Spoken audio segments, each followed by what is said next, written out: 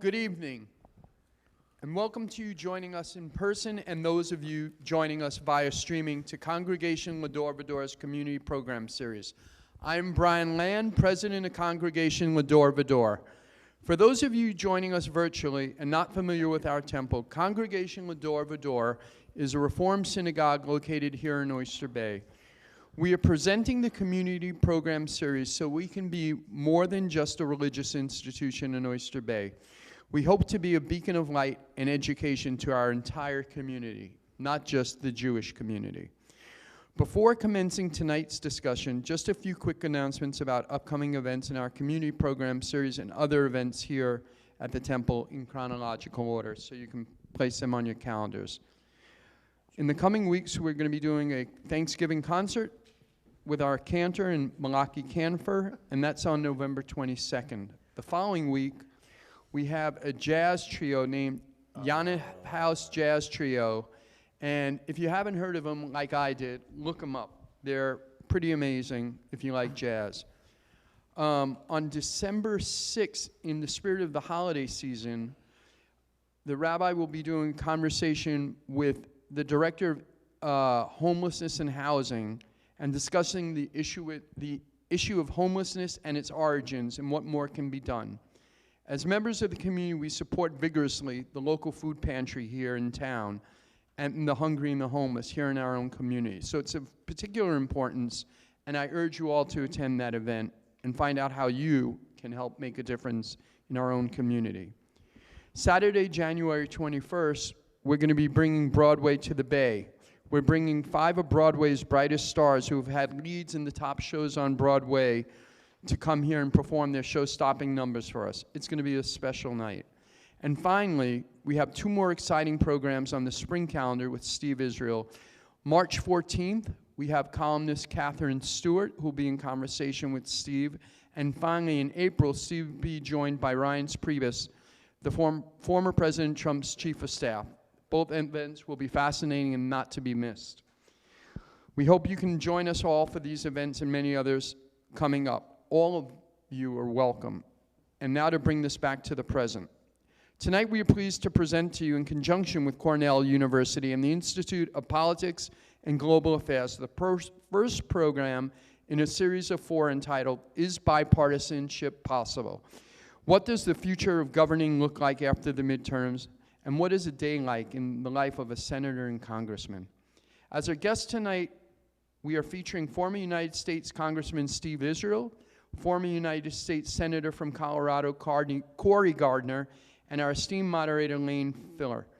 Before we begin the discussion, let me say a few words about each of our guests tonight and our moderator. First, our moderator. Lane has been a journalist for 25 years and has served on the Newsday editorial board for 12 years.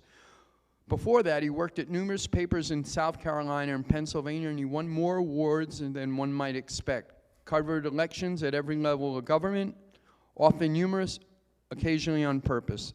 Upon opinioning on everything, and was embedded journalist in the war in Iraq in 2004. And knock on wood, lived to tell about it and join us tonight. The most impressive thing about him is either the span of his marriage, 22 years in a row, or his daughter Quinn, a senior at Brandeis University. Most importantly in this is not so fun world right now, he's a fun guy. Steve Israel left Capitol Hill, as he said, unindicted and undefeated, to pursue a career as a writer. In addition to writing 2 critically acclaimed novels and satires of Washington, he heads a nonpartisan Cornell University Institute of Politics and Global Affairs in New York City, who obviously we're proud to partner with here at the temple. Steve was a member of Congress for 16 years and represented the 2nd and 3rd congressional districts on Long Island. He left in 2017, having served as House Democrats' chief political strategist between 2011 and 2015 as chair of the Democratic Congressional Campaign Committee. President Bill Clinton called him one of the most thoughtful members of Congress, which Israel states isn't really saying much at all. Israel is a regular political commentator on NBC. His insights appear regularly in the New York Times, the Atlantic magazine, as well as the Washington Post and Wall Street Journal. And Newsday. And Newsday. Thank you. He was profiled on HBO's Last Week Tonight with John Oliver and appeared on CBS's 60 Minutes as well. Israel is currently the director of the Nonpartisan Institute of Politics and Global Affairs at Cornell, and the only academically based institute of politics in New York City metropolitan area. Its mission, which he's fulfilling tonight, is to raise the discourse and deeper understanding of political issues and geopolitics. Finally, I'm pleased to announce that Steve is a resident of Oyster Bay and is a proud owner of the Theodore's bookstore here in town, which is the culmination of a lifelong dream of Steve's to own a bookstore. He opened the bookstore over a year ago, and it's an amazing place that I urge you all to visit. He has great books, great speakers, and what's better than a great book on a cool autumn night? Support theaters and support our local community. Our second guest tonight is former United States Senator from Colorado, Cory Gardner. Senator Gardner has had a long and distinguished career, having served in the U.S. Congress for many years as both a congressman and senator from 2011 to 2021. He held many important positions in Congress, culminating in being named the chair of the important Committee on Energy and a second committee on the International Cybersecurity Policy. Further, in 2018, he was ranked the 8th most bipartisan senator, and in 2019, he did even better and was ranked 5th most bipartisan senator. Finally, he served as the chair of the National Republican Senatorial Committee. I could go on with his introduction, but I believe bipartisanship to be so important, we should get this discussion started. But before we do, I just wanted to say our rabbi, Stephen Moskowitz, wanted me to send his regrets as he is with a congregant who just suffered a loss. But his hallmark of leadership and the ideas of communication and bipartisanship, and that we are all made to feel welcome at this congregation and in this community of people. So now, without further ado, let the bipartisanship begin. And please give a big Oyster Bay welcome to Congressman Steve Israel, Senator Cory Gardner, and our moderator, Lane Filler. Enjoy the discussion, and please save your questions till the end of the discussion, as there'll be an opportunity for you to ask them. Thank you. Thank you. So before we get going in the main meat of this, I'd like to say something about these two men who represented us in Congress and in the Senate. And both of them brought something to the table that is so important in politics today, and you just don't see enough of. They have fantastic hair. I want to give you a little bit of context about bipartisanship and the fact that the context seems to be that we would discuss it about the bodies they've been in, the Senate and the House, and how that works.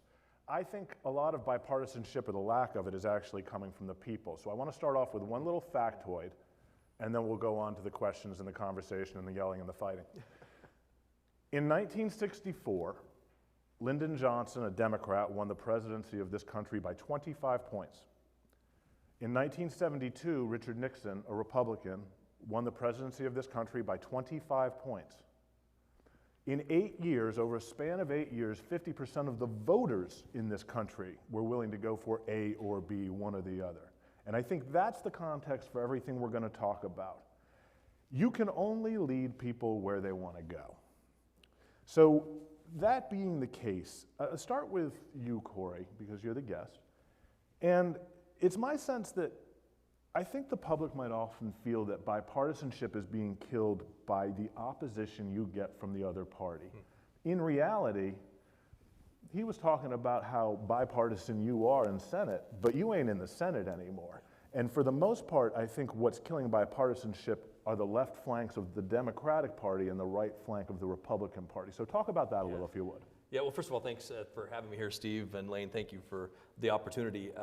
Yeah, look, I remember when I was in the state legislature in Colorado. I served in the state legislature back from 2005 to 2010 timeframe. I was the minority whip, and when you're the minority whip, all you have to do is when you lose, you just have to lose together. So it was a pretty easy job to do. But you know, I remember one time I had sent out a letter to my district, and at the time, I can't remember now how big the district was, how many constituents, and maybe it was 60,000 people or so in the House district at the time, or 70,000. And I sent this letter, and I talked about the work that I had done with Democrats on I think we had a clean energy bill, a renewable energy bill, or ethanol, I think it was, a clean fuels bill, a couple of other things that we had been working on. And I remember very vividly a letter that I got back from a handwritten letter that basically said, and I think it said this to the word, I didn't vote for you to work with Democrats. And I remember getting this letter and I thought, wow. They took the time to write back. It meant that much to them, and they were obviously offended by a letter that I had sent that was actually doing good things for their community, that was helping the farmers that were living in this person's community, that was helping the economy in this person's community. And so to kind of extend the comments that you made, Lane, in the question, there is a concern that our communities are driving further and further apart, and that's reflected in their vote and who they want. They didn't want somebody who was there to actually turn around and brag about working with Democrats or maybe working with Republicans, as the case may be. They wanted them to work for the party and the principles that they went to their precinct committee meeting with and their state convention with, and that's all they wanted to work with was that universe. And I do think that's a challenge that is real. And something Cory doesn't always share about that anecdote is the letter about not voting for him to work for Democrats was from his mother. That's right. She It's sent an a lot ugly of them. business That's right. politics. Yeah. Sent several. Misspelled my name, but it was okay. Yeah. Steve, talk a little bit about what you've seen on the flanks. Yeah, it's... And we may come back to this again and Sure. again because I think it's at the core of what we're talking about. Well, first, let me thank my friend Cory Gardner for coming in from Colorado this evening and joining with us. We served together in the House, and then he achieved what I could not. He went to the Senate. He went to the big time and did a remarkable job. Cory chaired the Republican Senate Campaign Committee. I chaired the Democratic Congressional Campaign Committee. So we're like two retired football coaches on opposite, ends of the field, kind of commiserating. All of the gray, you mentioned hair, all of his gray hairs and my gray hairs sprung up when we chaired our respective committees. Lane, thank you.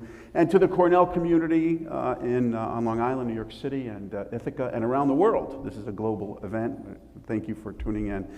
Lane, I got to Congress in 2000. I ran in 2000 on the pledge to be bipartisan. My predecessor was Rick Lazio, who was winning his district comfortably in the high 60s, low 70%, and was a moderate who worked both sides. And so when I ran, I pledged to work both sides of the aisle. By the time I completed my career in the House of Representatives, I was getting not booed, but I could tell that my crowds were uncomfortable with my talking about working with the other side of the aisle. My own district had become more polarized. Not only my district, but districts across the country. So let me give you one data point that I think reflects why we're in the condition we're in and why bipartisanship is no longer incentivized. When I won my election in 2000, there were about 100 competitive districts in the House of Representatives where bipartisanship was a talking point. They were, by their very nature, moderate and centrist, and they wanted Democrats and Republicans to get along. When I chaired the Democratic Congressional Campaign Committee in 2011, the number had shrunk to about 60, from 100 to 60 competitive districts. In the midterm election that we just voted in, the number of pure toss-ups by the Cook Political Report, pure toss-up districts was 33. So gerrymandering, residential sorting patterns, people who decide they want to live with people with whom they agree. Clustering, that has inflamed the bases of both parties. And despite the fact that, in my view, a majority of Americans could easily vote for Cory Gardner or me because of our centrist impulses, they are drowned out by the flanks, by the extremes on both sides. No, I'm going to go back to you and then I'll go to you. There was an organization that you belonged to that was purposely bipartisan in the House. And I remember you telling me that over the course of your time there, it became almost impossible for members, particularly of the Republican Party, but I think of both parties, to even be a member of this group, to go to the meetings, right? So it was the House Central Aisle Caucus, which I formed with, I don't know if you remember him, Republican Tim Johnson from Springfield, Illinois. Yeah. We just adored one another. So we decided that we were going to do what we could to bring Democrats and Republicans together. And the best way of doing that is buying dinner at the Hunan Dynasty Chinese restaurant, Cory, on 3rd and Pennsylvania. Just like college, free food gets everybody, that's right. That's right. And at the beginning, we had 25 Democrats, 25 Republicans. spending an hour together, not focused on their disagreements, but focusing on what they could agree to. This was started in 2008. By going into 2010, Republicans like Joanne Emerson and others had to leave the Center Aisle Caucus because they were being attacked for joining it in primaries. And oh, by the way, my fellow Democrats would have done the same thing if they were being attacked, right? And so I remember Joanne, God bless her, coming to me with almost tears in her eyes saying, a piece of literature just went out attacking me for talking to Democrats, having dinner with Democrats in the Center Aisle Caucus. I've got to resign.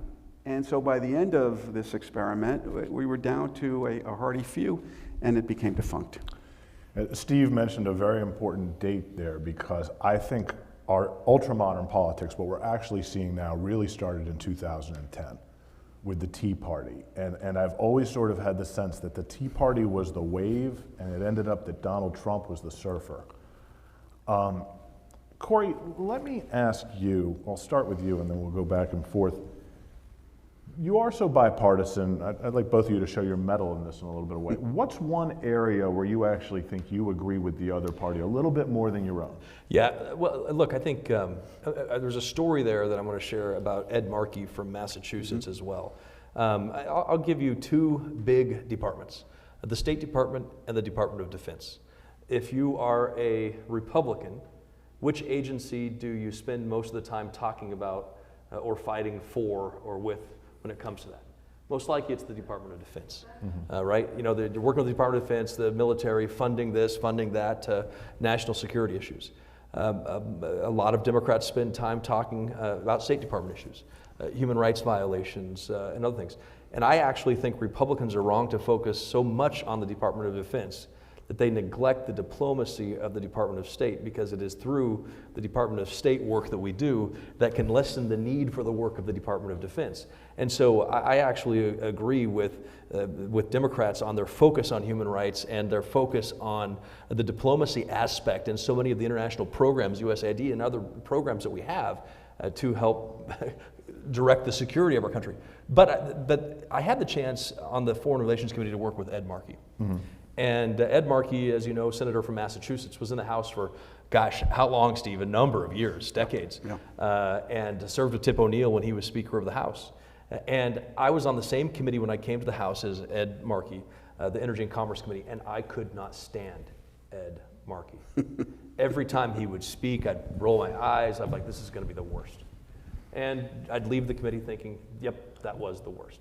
And a couple years later, he got appointed to the Senate. Then I get elected to the Senate in 2014. And not only am I in the same body once again as Ed Markey, but we're on the same committee. I'm the chairman, he's the ranking member. I have to figure this out. Today, I love Ed Markey. I love that guy. We did great things together. We passed great bills together. What happened in the time I was in the House and the Senate was one simple thing. It's hard to hate up close, Yeah. right? And so I got to know Ed. Exactly. I didn't have to know him in the House, because the House is red versus blue. It's this corner versus that corner. It's this team versus that team. You know, it's constitutionally constructed that the majority has all the power. The Senate's a completely different ballgame where you have to have unanimous consent to get something done. And so I got to know Ed Markey. I realized that, yeah, I may disagree with him on some things, but there's a lot of things I agree with him on. And not only do I agree with him on, I realize that the reason he's in it, the reason he's a public servant, is because he is 100% passionate about what he does. He can tell you the tie that Tip O'Neill was wearing when he first met him. That's how passionate he was about that moment at that time. The story that he told to, you know, President Reagan or President Clinton. And when you get to know somebody, when you get to work with somebody, that's when things change. And that's what I hope that we can lead to, is figuring out those opportunities, those lunches, those meetings to work together and to get to know each other, because it is hard to hate up close. Steve, I can think of a couple of ideas, but what are a couple of areas or one area where you think the other party has it more right than the Democrats? Well, I supported President Trump. I wasn't in Congress at the time, but I supported the Abraham Accords. I thought his policies on the Middle East were very sensible, to the consternation of some and the contentment of others. I thought his approach to our national interests in the Middle East were among the best American policies I've ever seen formulated in the region. And I was outspoken on that. I voted, I was one of 9 Democrats who supported President Bush's Medicare Part D proposal. I caught hell for it back home. And, you know, threats of primaries. Why? Not because there was disagreement on the policy, but how dare you vote with President Bush? And I would say, well, what about the policy? Doesn't this make sense for us to provide affordable prescription drug benefits to seniors? That didn't count. It's you are supporting him. And you can't do that. You're a Democrat. I do want to pick up on something that Cory said that I think is so valuable. It is all about building relationships. And so, you know, the late night talk shows and the memes condemn junkets, right? Nobody likes junkets.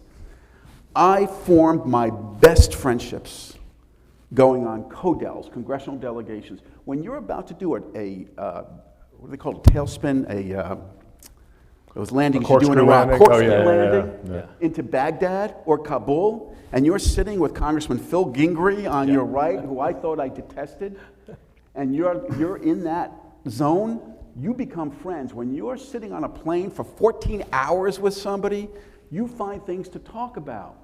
I remember being invited in CODELs. I don't know if you had this experience, but I'd see the names on the list and I'd be like, oh, there's no way I'm going on this. There's no way I want to be with this person. Every time I see them, they're spewing fire on Fox. Well, yes, because that's what they needed to do on Fox. But when you're sitting with that person, you realize we're just fellow Americans. We just have different views on where we want to go, but we're in this together. So spending that time on CODELs, there used to be a time when members didn't go home on weekends. They would socialize on weekends. Now, virtually everyone can't wait to get out of town. Members of Congress should spend more weekends in Washington together and spend more time on those trips to forge those kinds of relationships. Okay, but let me come back at you on that for a second, because I entirely agree. It's easy to hate this group of people or that group of people. It's very hard to hate Frank or Jimmy. If you know them. Oh, I hated Frank. Well, Frank was an animal. Let's not even talk about him. But Jimmy, not so good either. You describe someone who, all right, you don't want to go on this CODEL with them because they're always breathing fire on Fox. And you say, well, that's what they have to do to win their election at home. Okay, but that's how the populace gets to be so hate-filled for the other side that you are all forced to politic this way. How do we get out of that? Stop watching cable news. Stop watching cable news. I have. So. It's interesting. I remember when I first got elected to the Senate, I met with a group of former chiefs of staff who had created their own former chiefs of staff support group, basically. And I was asking them for their advice. I said, I'm going into this. What advice do you have? And we talked, and then I finally said, well, what would it be that you think? What would it take? What would be the one thing we could do that would make the Senate function better? And to a person, all of them said, take the cameras out of the Senate.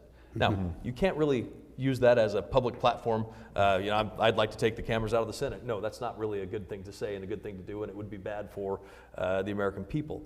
But there's truth in that sometimes the acting gets in the way of the practice. And we have to figure out ways to stop that. I've covered legislative bodies all the way from tiny ones in South Carolina up to federal ones here, and I will tell you that the distaste that the members feel for each other is very often a show. They very often live together, they very often drink together, and it's just, but it does seem problematic to me that it's the show that gets people at home so wound up so that you can't work together. And that's the manipulation, and it stops being a game at some point and becomes reality, and that's the danger. That's the real danger. You start to believe it. Yeah. So to me, it's interesting.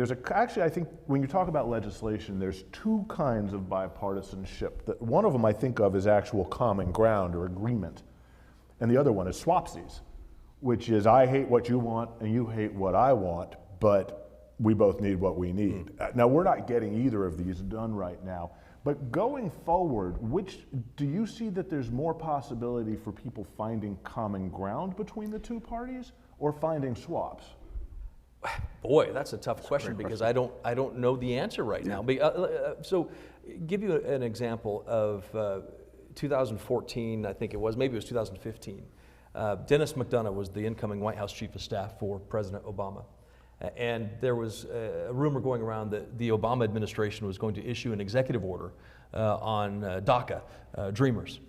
And I was trying to find a solution on this, and I went to Dennis McDonough and I urged them to reconsider the executive order approach and instead try to find a legislative approach that we could do it, because my concern was that if they issued an executive order, it would put the Republicans back in the corner and they wouldn't deal with it. They would just stop everything. And Dennis's opinion was, if we do this, we think we force them out of the corner and we force them to act.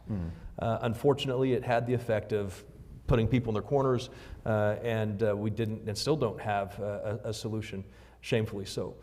So there was an opportunity for us to actually, hey, I'm going to get some of this. Maybe I'll get border security. Maybe I'll get some of this, or maybe we'll get some new judges in the immigration courts.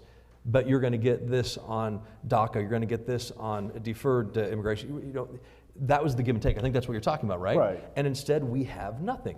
Now, you go back. I went back and I campaigned, and I remember Republicans getting in my face. Why are you actually? Why are you for amnesty? And amnesty became the blanket word for talking about some kind of a negotiation on immigration. It didn't matter what that negotiation was. It was amnesty, period.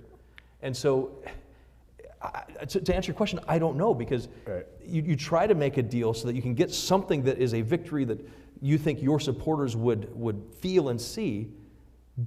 I don't know if they would support you if you gave other things that they didn't like. Immigration's a fantastic example, because on both sides, the Democrats absolutely want DACA, amnesty, this sort of thing.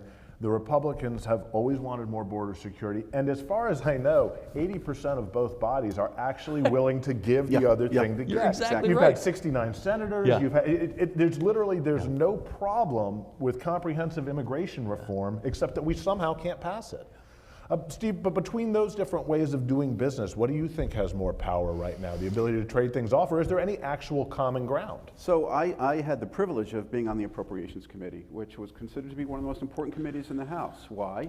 Because we wrote the checks. You could be an authorizer. You can be on the Armed Services Committee and write press releases about the Defense Department, but this is the first time in history an authorizer and an appropriator have gotten along. That's right. But the appropriator decided who gets what when. And that was an extraordinarily bipartisan committee. Why? Because I could sit in my chair on the Appropriations Committee and lean over to a member from, I don't think there were any members from Colorado, I'm sure maybe there were, but I could work out a deal with a congressman or a congresswoman from Alabama and say, look, Long Island just got walloped by Sandy. I gotta find $150 million in this bill.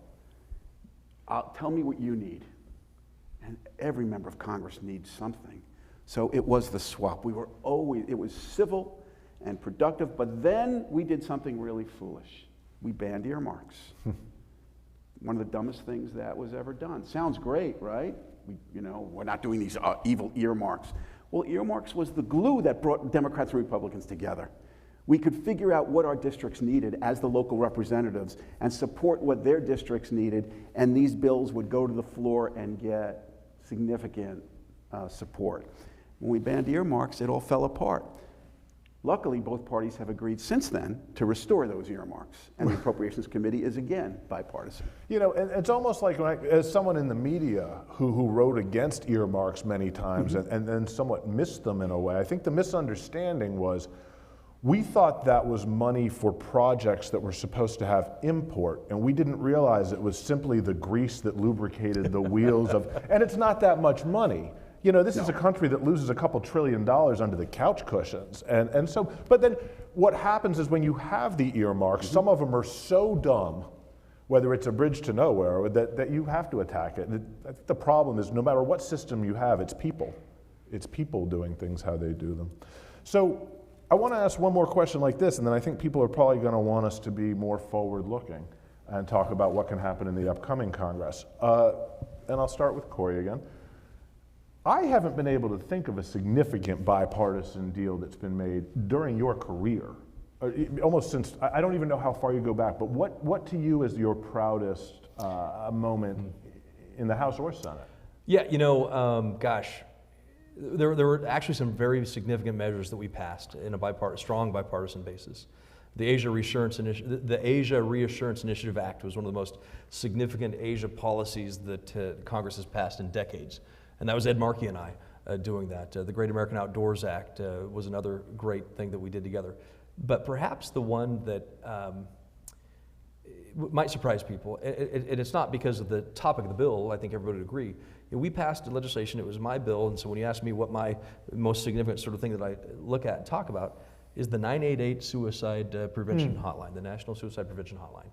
We created a 988 bill like 911. If somebody is having concerns and they need to talk to somebody, then you can call 988, just like you would if you needed to call the police at 911. Right. But what was challenging there, and I didn't know what would happen, Tammy Baldwin from Wisconsin wanted to include language in the bill that provided support for LGBTQ populations across the country on the 988 bill.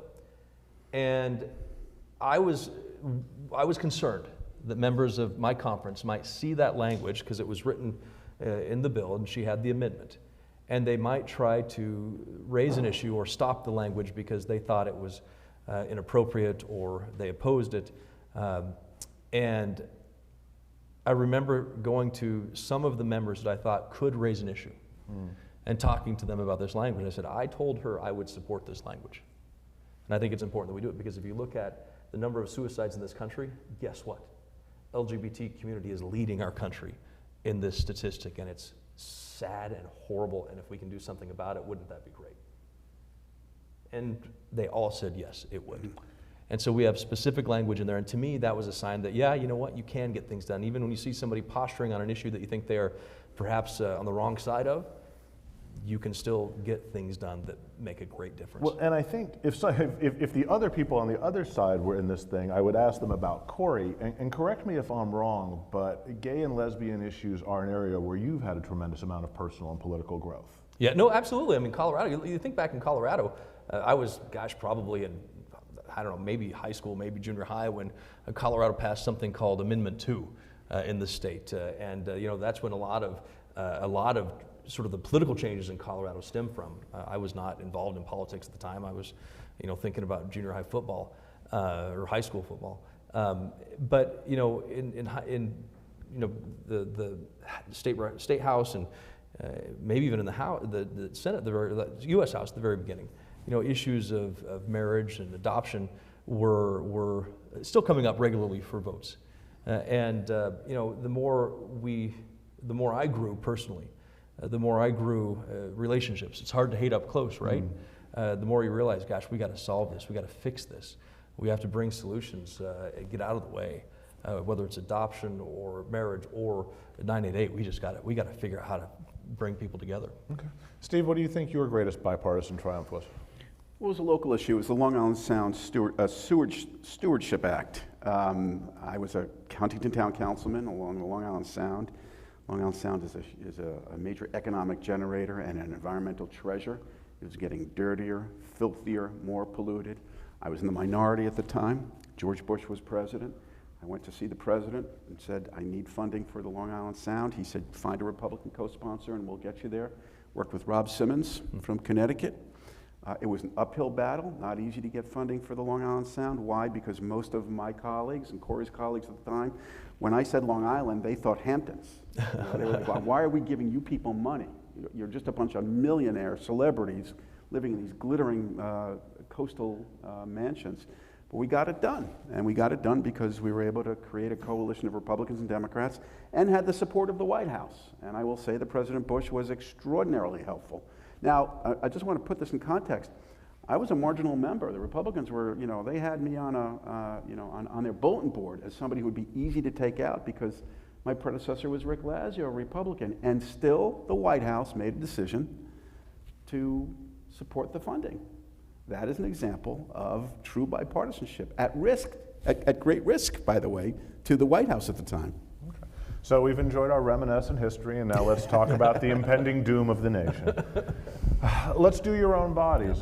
Cory, talk to me about what you think the prospects are in the Senate right now for bipartisanship, and if there aren't any, if it's just going to be a nuclear war, then tell us that too. I think as you've seen in the past week, things are going swimmingly. Yeah. No. So much winning. That's right. So much winning. No, look, the Senate they have to function with unanimous consent, right? I mean, that's the difference. One senator can stop everything in its tracks. So they have to have agreement, and that's aside from the filibuster. The filibuster gets all the attention, but it doesn't matter what it is in the Senate. Everything, every motion, every referral, requires unanimous consent. So you're going to have something, or else it will just freeze the body in complete and utter chaos and dysfunction. There are things that they do, National Defense Authorization Act, that they'll get done again. It'll be bipartisan. There are issues like debt limit, debt ceiling issues that they will get done. That'll be a struggle in the House, right. But the Senate will get done. Beyond that, I don't know, and I am concerned about what happens next and how they do this. Look, we've reached this point in our country where somehow we have confused tactics and strategies with principles. And what do I mean by that? I mean, you've got, probably on the left too, but on the right you have a series of outside groups and think tanks that grade the members of Congress and give them this grade or that grade. They're an A or an F or 100% or a 0% based on what they decide they should be, how they should be voting, or what letter they did or didn't sign. Well, so many of the times those are tactics and strategies that somebody's using to achieve a greater principle. A principle of a sound economy, a principle of national security, a principle of limited government or freedom. So when you score and grade and judge everybody by their tactics and their strategies, and you can't even discuss the principles, how then is that same Republican supposed to work with the Democrat? Because their principles may be different. And we're never going to ask somebody to remove and eliminate their principles. You can't do that. But you can work with somebody on their strategy or their tactic to achieve the common good. Democrats want a strong economy. Republicans want a strong economy. Maybe how they get there is different. But if you can't even discuss the way to get there, how do you get to the principle of a strong economy? And to me, that's the challenge, is we've got to stop elevating strategies and tactics to the same importance as principles. And how do you think, Mr. McConnell? So the Senate, I don't know that they can break that yet. Okay. That's what I guess that's my long-winded way of saying I'm afraid that continues. Maybe it's on, I'll speak on the Republican side. That's what I worry about on the Republican side. No, it's absolutely. You can make an argument that the only truly substantive piece of legislation that's passed in the last 15 or 20 years has been the Affordable Care Act. That's extraordinary, because if you think about when we got in this business, what the problems were, Simpson Bowles, or Social Security, Medicare funding, global warming. Every problem that was there when we got into this business is still there and worse, and we have 10 new ones. So fix that in the House, my friend. Well, look, Kevin McCarthy will be the Speaker. I think that the House comes in, unless something's happened in the past literally 2 hours that I didn't see, I think the House comes in at 214 Democrats, 221 Republicans, one of the smallest majorities in recent history. And so Kevin McCarthy has to thread a needle that is constantly aimed at his back. That's problematic. And I don't have an answer for this, but I do know what the questions are. The question is, does he, every vote now is magnified. He's got to keep 218. He's got to keep his members at 218 to pass a post office bill, a post office naming, or whatever it is, 218. He doesn't have a margin to play with. So where every vote is inflated, does he cater to the Freedom Caucus because he can't exist without them? The problem with that is many of the Republicans who were elected, take Long Island for example, the 4 new Republicans, well, three new Republicans, one phenomenal, now I can say this after the election, phenomenal Republican incumbent, Congressman Garbarino. If they're going to vote with the Freedom Caucus, they're not coming back in 2 years. Long Island is a defiantly centrist place. It is not a Marjorie Taylor Greene constituency, it is a Peter King constituency. And so if McCarthy's going to cater to the Freedom Caucus and hang the moderates out to dry, it becomes very difficult for them to come back in 2024. On the other hand, if he's going to govern with a coalition of moderates and institutionalists and antagonize the Freedom Caucus, welcome to what happened to Paul Ryan and John Boehner before him. Constant insurrections, constant challenges to him. So I don't know what he does. The optimist in me suggests that because the margin is so close, both parties will be forced into more bipartisan agreements. They will be forced to produce based on the fact that both parties can get the other party to 218 to get good stuff done. You know, your idea has so much charm, and it's what our editorial board has been calling for 12 or 14 or 16 or 18 years. But the problem is, in the end, they don't all run as a body. They run in their own House district at home. Right. And that's just, you know, I actually had next to ask you about the potential impact of the Freedom Caucus if there's any way for McCarthy to steer this ship. But you pretty much answered it. Well, I think you point out another challenge, and that's the sort of what didn't exist 20 years ago, maybe 30 years ago, and it certainly didn't exist 50 years ago, was the ability of every single member of Congress and every single member of the Senate to be their own political entrepreneur. Mm-hmm. They get to be political entrepreneurs, not policy entrepreneurs. And how do they do it? Well, because they control social media, they control their website, their Twitter feed, their Instagram account, their Facebook account, whatever else it is, the narrative they have to get on the national media, whether it's MSNBC or Fox News, to sell their book, to sell their statement, to sell their speech. And it's a business. It is a political business. Right. It's the brand. And you have 435 brands in Congress. You have 100 brands in the Senate. And you have some that's very much what their intent is to be. It's not to figure out how they can pass that bill that is the biggest bill in 20 years. It's to how do I write this book and make this the #1 seller? Because by next week, I'm going to have another book idea. And this brings us... Which, by the way, as long as they sell them at Theodore's books, I'm good. Well, I'm good. And this brings us full circle back around to where we started. If we gerrymander, which we do, but even more so, we live in clusters. That's right. If we live only in communities with like-minded people, we create a situation where these guys absolutely positively have to satisfy the most extreme beliefs of one party, can't be seen to work with the other. And then we watch TV and say, why can't Congress do business? Why can't they get along? And the truth is that we won't let them as voters. Mm-hmm. So I said that way because my understanding is I'm about 10 minutes late for taking questions from the audience.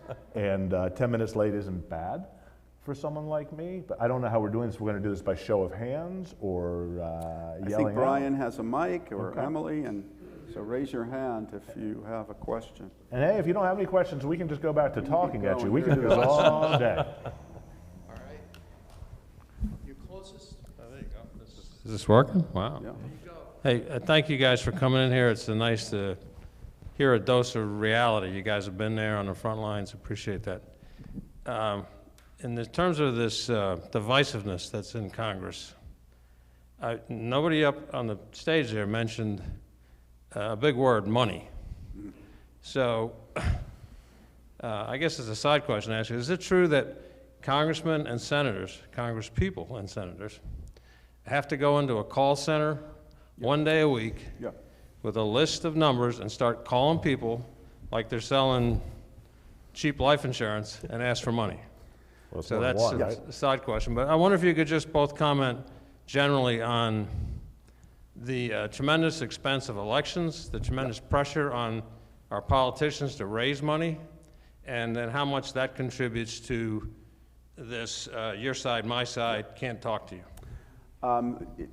I'll take that if I may, and then Cory. So I left Congress because of the money. It was one of the big reasons. I wanted to open a bookstore, I wanted to write, but I couldn't stand the fundraising anymore. And I did a piece in the New York Times that went viral and really agitated many of my colleagues, called Confessions of a Congressman, where I quantified the amount of time that I spent on fundraising. Now, remember, a New York competitive congressional district in one of the highest priced media markets in the country.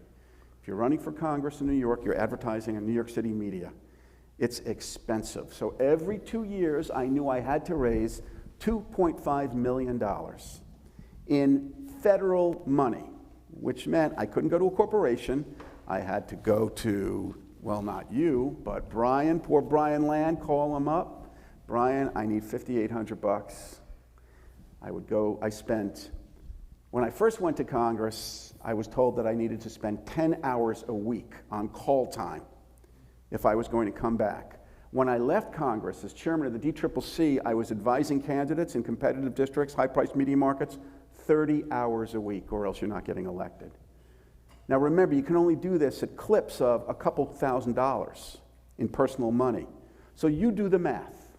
How long do you think it takes to raise $2.5 million over 2 years, 104 weeks?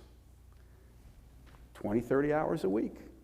If you're spending 20 or 30 hours a week in a call center, right? DCCC had it, NRCC had it, the SEC had one. If you're spending that time, you know who you're talking to? People who agree with you. I never once called an opponent, somebody who viciously opposed my stands, and said, can you contribute to my campaign? It was a quick no. So I found myself in a donor bubble, where the only people I were talking to were people who supported my agenda and my policies, which meant I wasn't getting enough of a dissenting view. How often did they think... that donor bubble becomes very dangerous and contributes to the partisanship. How often did they think you weren't extreme enough? When your donors disagreed with you, how often was it be more? Well, luckily, I was very fortunate. Many of my donors were Republicans. Most of my donors were centrist Long Islanders who couldn't stand the partisanship, and they rewarded me for working with people like Cory Gardner. When I was the DCCC chair, that was a different story, because those people wanted, you've got to just stick with Pelosi. You got to just beat Republicans. You've got to, elect more progressives, and so that was harder, no question about it. I thought you were going to start the question. Normally, when I heard, is it true that members of Congress, I thought you were going to say get free haircuts or something like that. So tell me about the pension. That's the pension. None of that is true. No, but thank you. I'm going to answer this question in a different direction than I thought I would, simply because I think it's it's an important factor to think about fundraising in terms of the populism that is gripping our nation right now, and the dangers of a freewheeling populism in this country.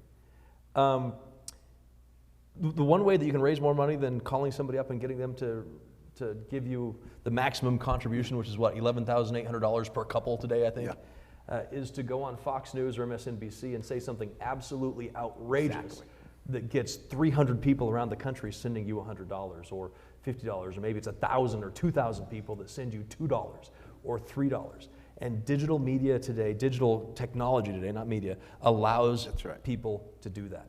They can spend $1 million broadcasting a message that will turn around and raise $3 or $4 million, $5 at a time, $12 at a time. And how do you do that? You don't do it by talking about how bipartisan Steve and I are. You do that by saying the furthest left or the furthest right or the furthest populist thing you can to drive that. So if I agree, fundraising is sometimes all-consuming, it seems like. So if that's true, and the way then that you're fundraising it is in $2, $3, $12 increments, and you're feeding that more and more and more, that is a corrosive effect on public policy.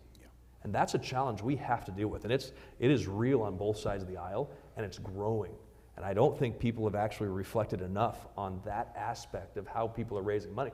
Because you're no longer raising money $100,000 at a time, you're raising it $5 at a time. That's right. And that is actually more caustic than the max out donor of yesterday. I would imagine that every congressman, every senator hates doing that. I personally. Sadly, there are some that really enjoy it. They're the ones you got to watch out for. Wouldn't there be wide support for public money?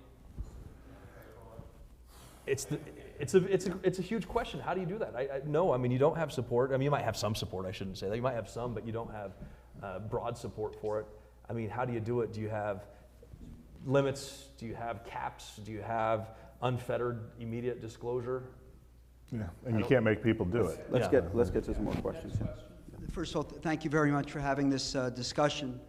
You mentioned at the top of the discussion the big swing from Johnson beating his opponent Goldwater to Nixon beating his opponent McGovern. And one thing we didn't have back then was obviously social media. And Senator, you spoke about that a little bit in the last few minutes. Nobody goes on social media to see, what are the greatest bipartisan bills and how do we get together. I mean, it has a real, as you were saying, corrosive effect. So I guess my question is, the easy question is, isn't that a big problem? And nobody's in favor of censorship, but the hard question is really, what could be done to prevent us from going down this road and from becoming more and more partisan? Because as you said before, Senator, you can only lead the public so much. Yeah, it's amazing. We have more opportunities than ever to tune into a variety. I mean, how many different satellite television stations can we get? Broadcast channels, websites. How many different Twitter feeds can we get? All of that choice and variety has made us narrower and narrower in our view. And it's just like the exact opposite of what's happening in terms of available information. It's making us actually close in on ourselves. What's the other term I was thinking of when you talked about the clustering? You called it something, but confirmation bias is the other word that I think is bantied about a lot on this. Confirmation bias, where I'm going to read the website that I agree with and that agrees with me. I'm going to watch the TV station and channel that agrees with me and I agree with, and I'm going to do that. And 40 years ago, I once spoke to a high school class and I said, remember when they used to play the Star Spangled Banner at the end of the day when the TV went off? And they're looking at me like, what are you talking about? TVs don't go off. The TVs don't go off now, What's right? a TV? What's a TV? Yeah. And so you have countless information sources on whatever narrow interest it is that you have. And so there's no single basis of American information that you're getting. There's millions of bases of American information you're getting. So there's nothing that's drawing that identity together. And so you can't take it away. You can't stop it. You can't censor it. I mean, the only thing worse than 1,000 censors in San Francisco is 1,000 censors in Washington, D.C. We have to, as a society, figure out how to be able to cipher through this stuff, how to be able to hold people accountable, how to be able to stand people of different viewpoints and listen to them without thinking that they're horrible, horrible, evil people. We might disagree with them, but it is a real challenge that our society has to face, or that trust in institutions that has made this country so strong that is weakening today will continue to crumble. Can I just follow up on that? I think that this is the most important question we face as a democracy is, what are we going to do with this? And is this being weaponized in order to attack democracy? It's not just this, it's cable television. When I left Congress, I was a contract pundit for one major cable network and then went to another major cable network. And I realized that my job was not to impart analysis, it was to keep people viewed to the screen. And the only way I could do that was to scream, was to be a partisan Democrat. I actually was getting invited less and less to those shows because I was told by the bookers, you're just not the kind of dragon we need from the Democrats, right? So understand the business model of Fox News and CNN. Understand why every time when you're watching CNN, constantly it says breaking news, breaking news, breaking news. Think about how that's imparted to you. It says breaking news, flashes, and then the host will say, we have breaking news right after this message. That's the business model. On this, too many Americans are receiving their content by algorithm. It is bias confirmation. They're not receiving news the way we used to receive news from Walter Cronkite. They're receiving news based on algorithm that reinforces their pre-existing views. And that is why I think democracy is in the trouble it's in. When we can figure this out, and when cable television adjusts its business model, we'll be in better shape. Even within legacy media, as beautifully written as the editorial pages of the New York Times and the Wall Street Journal might be, they long ago gave up trying to convince anybody from the other side of those beliefs. Those pages are written to get the congratulations and the backslapping of the people that they sit at kitchen tables with their family. And that's a business model as well. This, though, also goes back to the consumer and the reader. People have to start wanting to hear ideas that they haven't heard before. They have to. My father only read columnists he disagreed with. Yep. So there was just to continue on that. I apologize. The long memo by George Keenan back in what, 1947-ish, I think it was written by George, the American diplomat in Moscow. And he wrote about the sort of festering tissue in America society, racism and other things that were really degrading our discourse and our society. And that if we didn't get a handle on that, if we didn't figure out how to stop that, that it would destroy us from within. It's a very long memo, so that's obviously a paraphrase. But add into social media today what Russia can do, what China can do, what others can do to manipulate how we see things, read things, feel things, interpret things. They can start that festering again and start eating at society again, and they can just feed it and feed it and feed it. We got it. If we don't figure out what George Keenan was talking about, a Cold War applied to today, it's the challenge that you identified is going to continue. Yeah. Hi. Thank you both. Steve, when you were in the Congress, the narrative was it's highly divisive, but the one issue that united the Congress was Israel. And there was total bipartisan support for Israel. And that is not true anymore because of what is happening as far as the Congress goes on the left.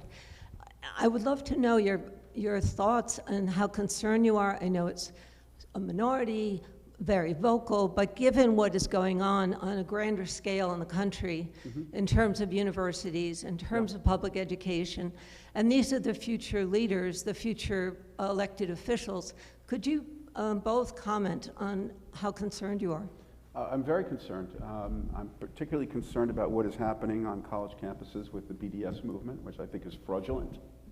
But I'm particularly concerned with what is happening on college campuses with respect to the BDS movement, which I believe is fraudulent. It is a complete double standard. It is based on hypocrisy. Boycott, divestment, sanctions, where we should boycott Israel, divest from it, and sanction it for its human rights abuses. But Saudi Arabia, they're good. Right? Other countries, Yemen, they're fine.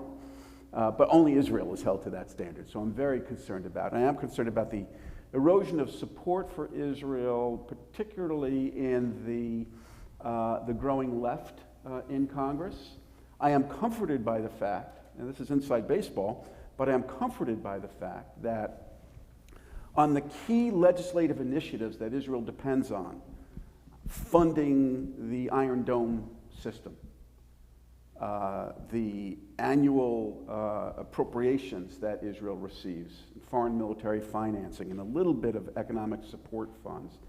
On those fundamental issues, there continues to be broad bipartisan support.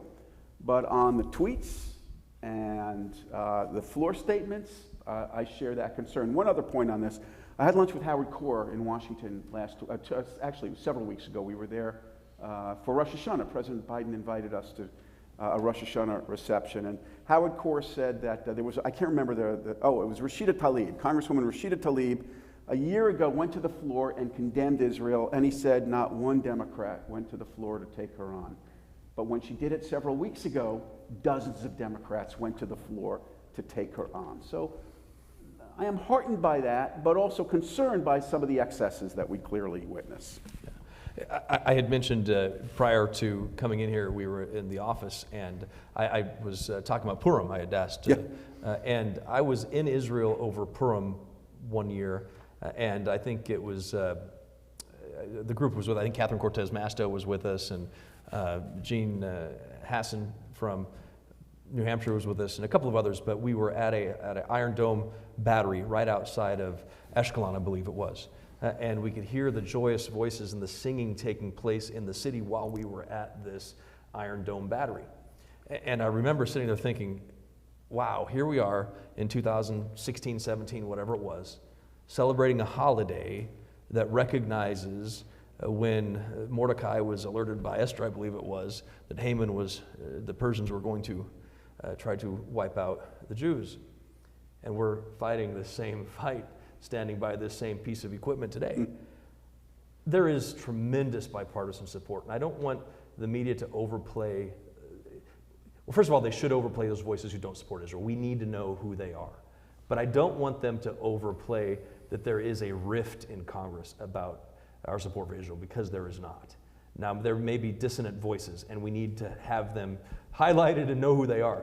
But it also is incumbent on members of the House and Senate to act in the best interest of bipartisanship when it comes to Israel. When they see that action that's taken that could actually turn it into a partisan fight, they have to have the courage to say no to it as well. And there were several things that came along my way that I could sense were, wait a minute, you're just doing this because you know that this may be rejected by Democrats. At that point, you're using Israel as a partisan tool, and that is not what we should be doing. We should be using this as the nonpartisan issue that it has been. That's because we will stand with Israel. So we need to know who objects. We need to know who is with us, but we also have to have members who understand the importance of not even trying to politicize this. And by the way, how many Colorado senators could mention Esther, Haman, and Mordecai in the same sentence? Steve, you have time for 2 more? I'm good if you guys are. Are you okay? I'll go all night. All right. So why don't we accommodate the questions that are left? If that's okay, if you're sure. Yeah, no, that's absolutely. Okay. I'm on mountain time. Okay, my question will be very brief. Could you address the issue of dark money? Because you talked about limits for contributions by individuals, but certainly dark money is out there, and that's one issue. The second issue is you talked about algorithms, and clearly, from my perspective, the people who control the platforms, their algorithms are not objective at all. No. So I'd like to know why we can't treat these platforms like the telephone company, where everybody can get up and say whatever they want, and there should be no algorithms whatsoever. So if you could address that. And finally, you talked about strategy and principles. The only time I hear about principles is at the election time, and then they forget about it. It's just empty words. So rule number 1 is, get reelected. And that kind of, that's a problem. So if you could address those issues. Yeah, on the last issue, Lamar Alexander had this great saying. He said, it's awful hard talking about being in Congress, he said, it's awful hard to get here. It's awful hard to stay here. So while you're here, you might as well get something done. And fewer and fewer people, I'm afraid, take that path. On the issue of dark money, just to explain what dark money means, and I think what people refer to when they talk about dark money, you have hard dollars that go to a candidate. That's the legal FEC limit that people contribute, the $11,800 per couple that you can legally contribute directly to a candidate or a campaign or a committee of varying levels.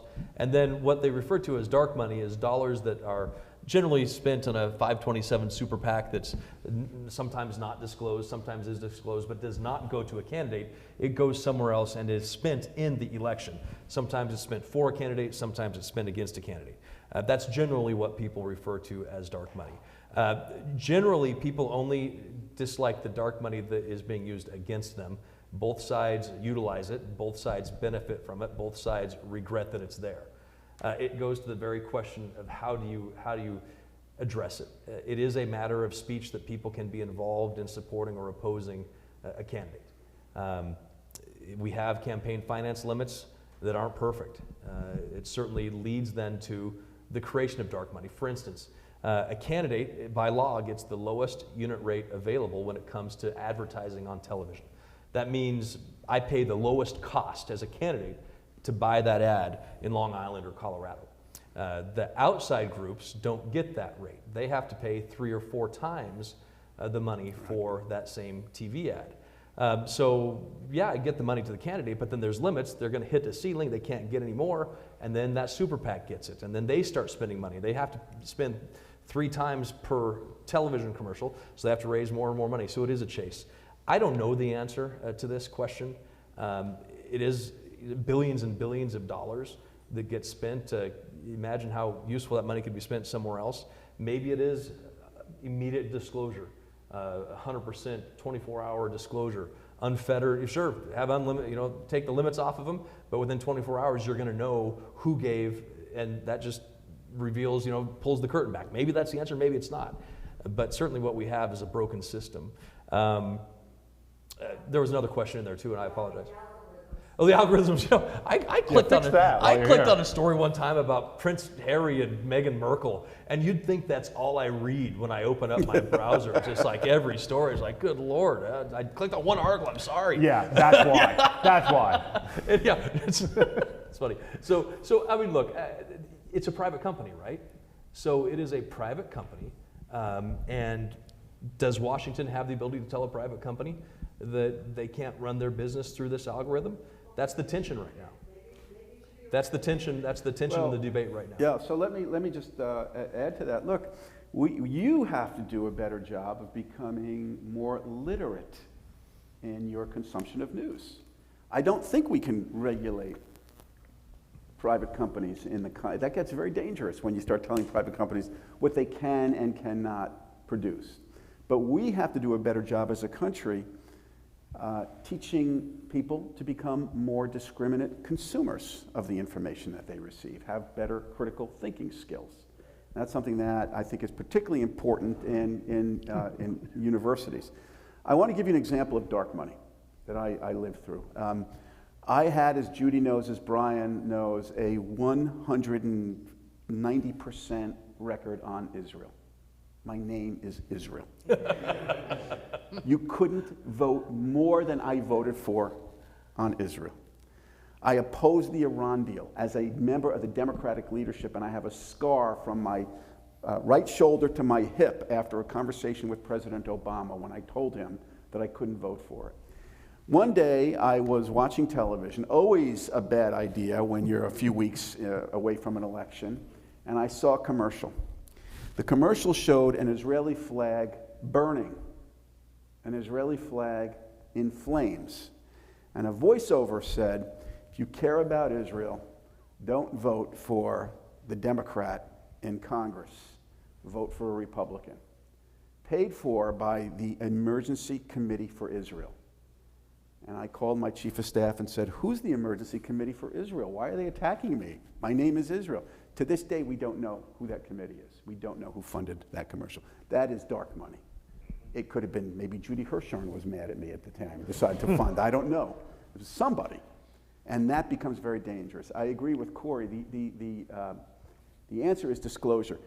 I don't want to give you guys PTSD, but does this sound familiar? I'm Steve Israel, and I approve of this ad. He had to do it, I had to do it, because candidates are required to do it. All ads should have that disclosure. You should be, when you see a flag burning, you should know who's funding the Emergency Committee for Israel. My son, at the end of one of our campaigns, I took him to bed and he said his prayers at night, and he goes, I'm John McCain and I approve this message. I was like, jeez, too many TV commercials. So your son is a At the end of the prayer, yeah. So I'd like to use executive privilege, ask the last question of the night. And that question is this. Tonight, each of you, obviously you showed bipartisanship, but more importantly, you spoke about each of you, I don't know, 10 or 15 different topics that you were very well briefed on. And I think we as citizens take for granted the broad breadth of that which each member of Congress, each member of Senate, whether you like them or you don't, the information that they need to understand, consume, transfer to we the citizens. And I wonder, as members of Congress and Senate, a typical day and how you go about preparing. You know, I was fortunate one time to spend a day with President Clinton and trailed him from morning to night, and the breadth of topics that he covered in a single day and from one meeting to the next was astonishing, and that he was so well versed in each of them. And yes, you have staffs and all that help you and guide you, but at the end of the day, it's you understanding each of those different topics and being well read and well versed. And tell us how you're doing, and you know, that's something that both parties and both members of the parties, you know, can say that they do something together, that there is this infinite breadth of knowledge and that you bring to our citizens. And you know, you brought it tonight, and I'd like to thank you for it as a concluding statement. You know, you've educated us all, and that's the mission of this and Cornell's Institute, to educate us on bipartisanship, and you've both done an amazing job. So if you can answer that question, we'll call it a night. So thank you both. And Lane as well for the moderation. Yeah, thank you. And Steve, I don't know, maybe this is not the way it was for everybody, but in a state that was purple, trending blue, as a senator, I would, you'd start the day off in the morning at usually a fundraising breakfast, and then you would go into the office early, and you would get briefed by, at least this is the way I did it, you'd get briefed by staff on all the meetings that you were going to be having that day. You'd talk about the issues of the day, you'd try to get more information, you would try to glean what you needed for the next day, and to set the stage for what was going to happen that week. By the morning, maybe you had a committee meeting, depending on what committee you were on. Maybe you had a vote, depending on what was happening on the floor. But odds are you were meeting constituents in 15-minute increments. And so, your staff would take the meeting. Maybe they'd have it for half an hour or 45 minutes, but you were in it for 5 minutes, you were in it for 10 minutes, and you did that. I think I would have, in the height of our March season, when we had the fly-ins, we'd have 30 or 40 meetings a day just with constituents. And then you would have lunch. And lunch for Republicans meant that you had lunch with Republicans. And it goes back to the problem that we had. They used to have lunches together in the Senate dining room, but beginning maybe 10 years ago, now they have lunch together with only Republicans Tuesday, Wednesday, Thursday. And I think the Democrats have lunch with each other. I don't know if they do all 3 days, but it's basically the same. Everybody goes to their corner for lunches. They don't even take that. But you probably had a fundraiser right before you went to that lunch. And then you went back the afternoon. Maybe you had committees, maybe you had votes, but you certainly had meetings with constituents for 5 or 10 minute increments. And then that night, maybe there was a reception that you stopped at. There was probably a fundraiser that you went to as well. And then you got home maybe 9 or 10 o'clock at night, or you were at the office and you did your homework for the next day. That's right. And that's where you got to read all of the briefings that you had asked for that morning and that you didn't get to. And for the committee hearings, bring home the binders and read the committee hearings for your bills, your ideas, the questions you had throughout the day. And that was it. And then you would start the next day doing it all over again. Yeah, the same. I would make two points. One is that I learned that Congress operates very much like a college campus. First of all, Capitol Hill is a campus. Rarely did I go off campus. Yeah.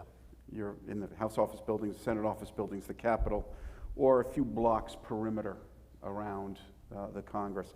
Secondly, you pick a policy major, and it's defined by your committee assignments. And so my major was national security because I was on the Armed Services Committee and then the Appropriations Subcommittee on Defense. I had to know more about national security issues than most of my colleagues. I knew very little about, say, educational policy. And so on policies that weren't my major, I relied on my staff. Or I would find a member of Congress on either side of the aisle whose view I trusted, who was an expert on education policy, and ask them on the floor, how are you voting on this amendment and why? And so I would rely on my colleagues on both sides of the aisle to teach me. On the subject of lunch, and this may be a good way to end, and then you'll have the final word. You remember this, Cory. The members' dining room is actually 2 dining rooms on the House side. It's 2 dining rooms. There's the dining room where you can bring your constituents and others and show off. It's a beautiful place with horrific food and awful service. Yeah, you don't go there with the food or the service, but the scenery's nice. But the ambiance. I mean, that's where Joe Cannon ordered that every day for eternity there be Navy bean soup, right in that. That's right. Next to it is an obscure room that you would not notice. And it's where only members of Congress can go. No guests, no staff, only House members. And it's communal dining. So when you walk in there, you're not sitting necessarily with somebody that you want to sit with. You're sitting with somebody that you may not know or somebody that you thought that you despised. I loved going to that dining room because I met people. And when you're eating lunch, you realize that, you're both sloppy. You drop food on your shirts, right? You can find areas of agreement. And that is one of the most bipartisan places on Capitol Hill. You'd be surprised, folks. You'd be surprised when all the sensationalism that you see and the screaming and the frothing and the fire on cable news. Actually, Congress operates more like what happens in that communal dining room than you would think. That's where relationships are forged. That's where bipartisanship occurs. And that, I think, that place and the members' balcony off the floor of the House, Those are the places that give me the most hope for the future of bipartisanship in this country. If more members are willing to have those conversations and just eat lunch with one another, we're going to be in much better shape. Well, thank you so much. The last thing I'll say is that it strikes me as you talked about that, we were talking about gerrymandering and clustering, and now you're talking about how we are when we are together as a group and when we're not. In the end, a House member, a senator, and even an opinion writer, if you think people are going to be thought leaders, I promise you, we're mirrors. You won't see anything from your political leaders or your opinion writers except a reflection of what's going on in your home, in your temple, and in your society. And it's been a fantastic talk. I really appreciate you guys having me here. Thank you, everybody. Excellent. Thanks for doing this. Thank you. Thank you. Good job, man. Thanks.